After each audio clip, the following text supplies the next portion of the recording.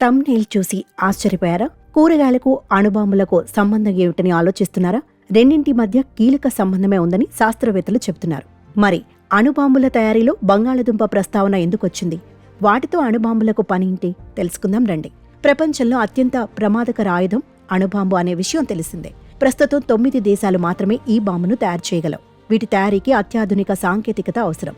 అణుబాంబుల అభివృద్ధి, పరీక్షలు అత్యంత జాగ్రత్తగా నిర్వహించాల్సి ఉంటుంది. ఇంతటి సంక్లిష్టమైన ప్రక్రియలో బంగాళదుంపలు, ఉల్లిపాయలకు ముఖ్య భూమిక ఉంది. అణుబాంబు తయారీలో వీటిని నేరుగా వినియోగించకపోయినా ఈ బాంబుల అభివృద్ధిలో ఇవి కీలక పాత్ర పోషిస్తాయని నిపుణులు చెబుతున్నారు. మన దేశం పోఖ్రాన్ పరీక్షలతో తొలిసారి అణుబాంబును పరీక్షించిన విషయం తెలిసిందే. ఈ పరీక్షల సందర్భంగా శాస్త్రవేత్తలు ప్రయోగ స్థలంలో బంగాళదుంపలు, ఉల్లిపాయలను పాతిపెట్టారట. ఈ రెండింటిలో నీరు సమృద్ధిగా ఉంటుంది. అంతేకాకుండా వీటి నిర్మాణంలో కూడా గాఢత ఎక్కువగా ఉంటుంది. కాబట్టి రేడియో ధార్మికతను గ్రహించే సామర్థ్యం ఈ రెండింటికి ఎక్కువ. ఇక అణు పరీక్షల సందర్భంగా అణుధార్మిక తరంగాలు అధిక మొత్తంలో వెలువడతాయి. వీటి వల్ల పర్యావరణానికి ఎటువంటి హాని కలగకుండా శాస్త్రవేత్తలు అప్పట్లో ప్రయోగస్థలంలో వీటిని పెట్టారట.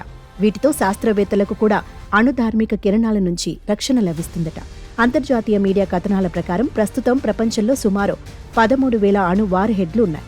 వీటిలో అత్యధికం అమెరికా, రష్యా, చైనా, ఫ్రాన్స్, యూకేల వద్దే ఉన్నాయి. ఇజ్రాయెల్ వద్ద కూడా అణ్వాయుధాలున్నాయని కొందరి అంచనా. అయితే ఇజ్రాయెల్ మాత్రం ఈ విషయమై ఎటువంటి బహిరంగ ప్రకటన చేయలేదు. ఇక 1961లో అప్పటి సోవియట్ యూనియన్ పరీక్షించిన జార్ బాంబ్ అణుబాంబు ప్రపంచంలోనే అత్యంత శక్తివంతమైనదిగా పేరుగాంచింది. ఇది 50 మెగాటన్నుల TNT విస్ఫోటనంతో సమానమైన శక్తి విడుదల చేస్తుంది.